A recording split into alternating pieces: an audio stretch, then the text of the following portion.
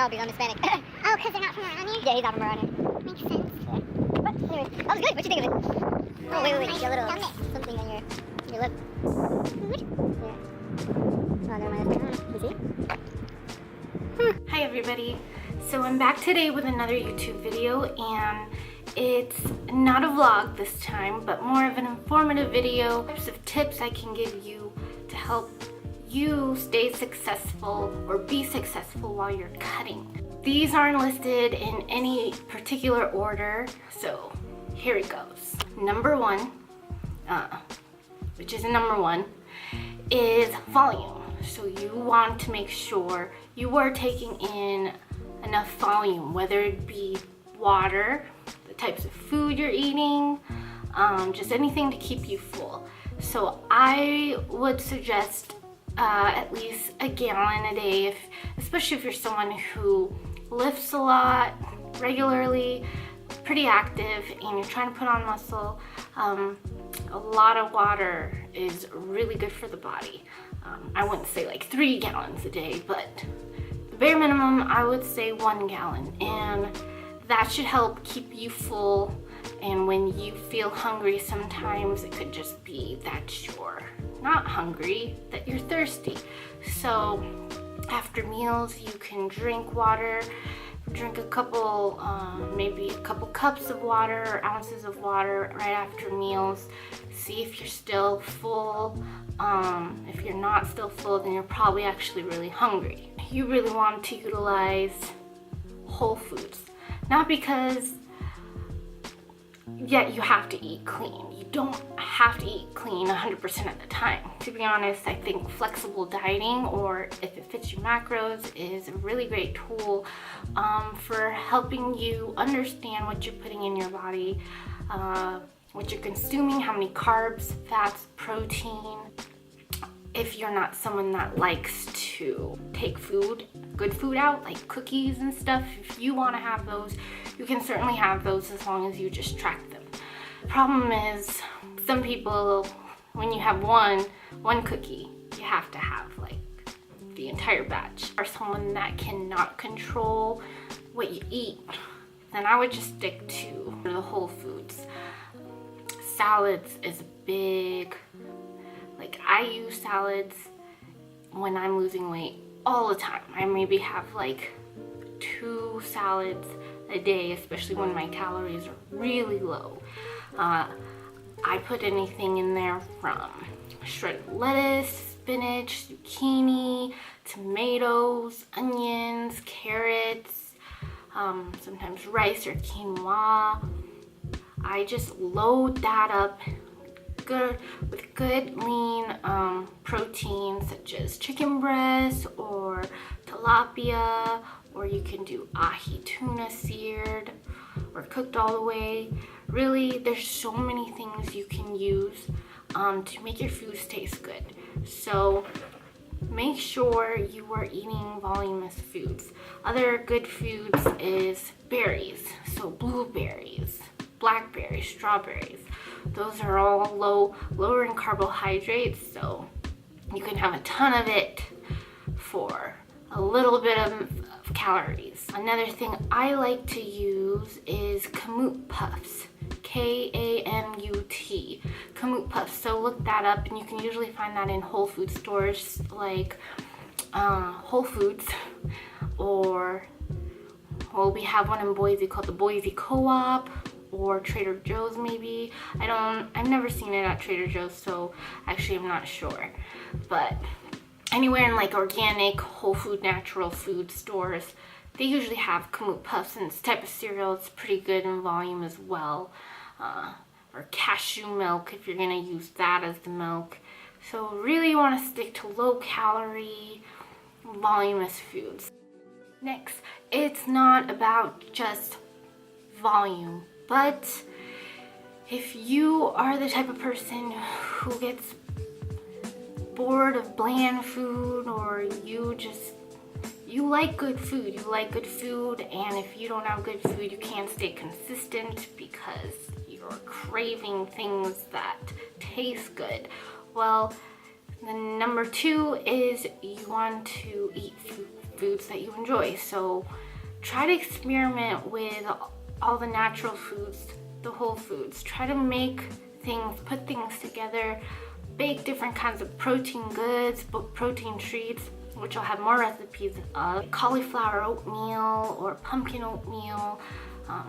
Try to just put different combinations of things together in terms of those low calorie, voluminous foods, and see what works for you. If you like it and it's something you could eat like almost every single day for the same meal, then stick to that.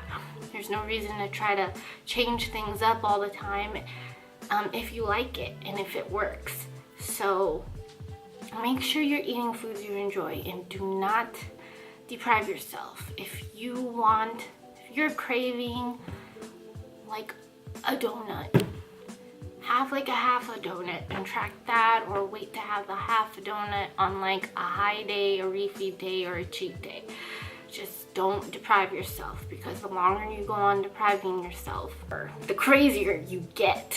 And the more crazy you get, well, then you're just headed for binge eating episode. So make sure you're eating the things you like.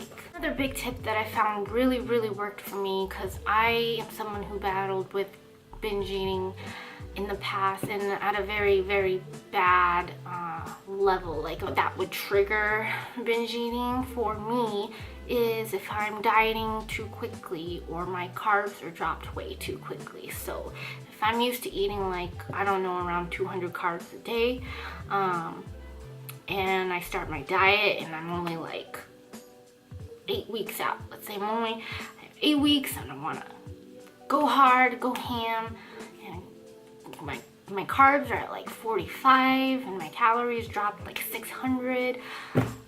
That's a recipe for disaster for me. Fast diets are depriving myself. So make sure you're taking it slow. I would say aim for a pound of fat lost a week or less. Less is even better. I would even go for 0.5 pounds lost per week. You really want to give yourself enough time. Don't try to start an 8 or 12 week or 14 week diet cut. If you have like 20 or 25 pounds to lose, like seriously, take like 25 weeks out and really take it slow. Enjoy the process so that you can still be eating a good amount of food throughout the entire deficit for most of it. And it won't even feel like you're dieting. Trust me, I dieted for 8 months. I went from 135 pounds to 109 pounds for stage weight. And the entire process was, I mean, the last, maybe I would say like last 7 weeks was a little bit of a grinder and a bit hard, because my body was reaching new levels of leanness it never has. But like the large chunk of that entire process was easy. I enjoyed the whole thing because for the most part I was eating over 200 grams of carbs the whole time. So, and on refeed days, I would have over 200 grams of carbs. I never even dropped below 100 grams of carbs. So you really want to take it slow. Don't put yourself in a situation where you think you might binge eat, because trust me, it's hard to come back out of once you start binge eating. Not just drinking enough water, you want to make sure you're keeping it consistent. So if you're drinking a gallon one day, a gallon and a half the next day, 2 gallons another day, half a gallon another day, that's just way too consistent, and you're gonna see your weight going up and down. I mean, it's not too much to worry about as long as your actual diet macros are on point, but if you're trying to see consistent results, you're trying to measure the number on the scale as best as you can, especially if you're competing for a show or trying to make weight for something. Keeping your water consistent is the best thing you can do. So if your goal is to just drink a gallon, drink a gallon every single day and try to hit that every single day. Some days you might have a tad bit more, a tad little, but it shouldn't matter too much as long as you're hitting as close as you can. Same with sodium intake. A weird one, but I know I already said keep your water and sodium consistent, but basically you just want to stay consistent with everything. You gotta stay consistent with your workouts, stay consistent with your cardio. If you have cardio, stay consistent with your macros, stay consistent with everything. Try to get enough sleep, stay consistent with 7 to 8 hours of sleep. Especially that if you're doing a show, try to keep your daily routine consistent. If you're going out of your way doing extra hiking on like any day of the week, and that's not normally part of your cardio, and you don't add it as part of your cardio and it's extra, then that week you might be lighter than the following week when you didn't do the extra hike. So if you're gonna go on a hike, count it as cardio. Just try to keep everything consistent because it keeps the numbers on point. More of a scientific type of thing, but the less variables you can mess with in any type of setting where you're controlling things, the less variables you mess around with and change all the time, the more accurate and consistent. And when something goes wrong, at least you can figure out what you need to change. Next on the list is surround yourself with supportive people. So do not surround yourself with people who are just going to give you a hard time about what you're doing or telling you negative things that you can't do it or you can't lose weight. You really got to surround yourself around people who are going to motivate you.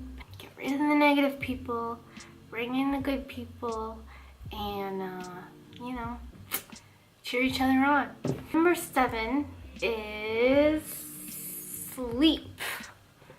Weird, huh? No, not really. Actually, it's very important. And I found one of the most important things when cutting, especially when you're in a pretty big deficit. You want to make sure you are getting good sleep. Because if you're not sleeping, your weight's gonna hold, as in you're gonna be holding more water, have a harder time losing fat because your body is overwhelmed, it's tired. The more tired you get, the more anxiety usually comes with that. The more anxiety you have, your cortisol levels rise and everything just goes out the door. So make sure you are getting enough Z's. Last one, and not a very obvious one, is how bad do you want it? So you gotta want to lose weight. It's enough to just have the diet, have the cardio set up for you. Being told what to do if you have a coach or you're doing your own thing and you're dieting yourself or what have you. You have all the tools at your disposal. It's all right there. It's all a matter of how bad do you want it. So if you want it bad enough, you're going to do it no matter what. No matter how sucky it is, no matter how shitty it is, you're gonna do it. You really gotta figure out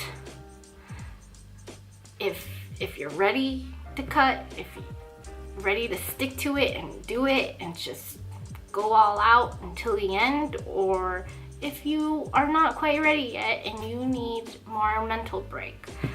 It's okay to have a break and it's okay to step away from things, but give yourself a break, try to come back to it. Don't forget that if it is a goal that you have, you really got to tell yourself you can do it. And unfortunately, I don't think motivation or staying motivated is a real thing.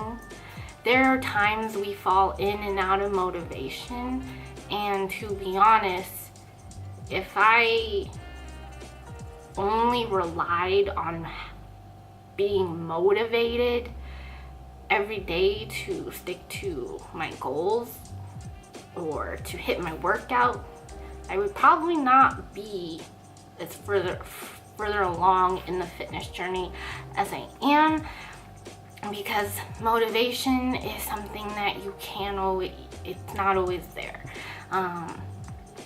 What actually really keeps somebody going is not motivation, but habit and staying consistent. So over time, if you consistently keep doing what you're doing to come closer to your goals, even the days when you don't feel motivated or you can't find any motivation to do so, you do it anyways because it's become a habit to do. It's become part of your lifestyle. So really ask yourself why you want to do this. Do you really want to do this? And you gotta make it a habit. All these things, you gotta make it part of your lifestyle. So I really hope you enjoyed this video, and I hope it helped you in some way. Please like, please subscribe. I really love helping you guys out, and I want to create more of this. This is why I started this channel, because I really love helping people in the fitness aspect of things, and not just the fitness aspect, but just being your overall best self. I'll catch you in the next one.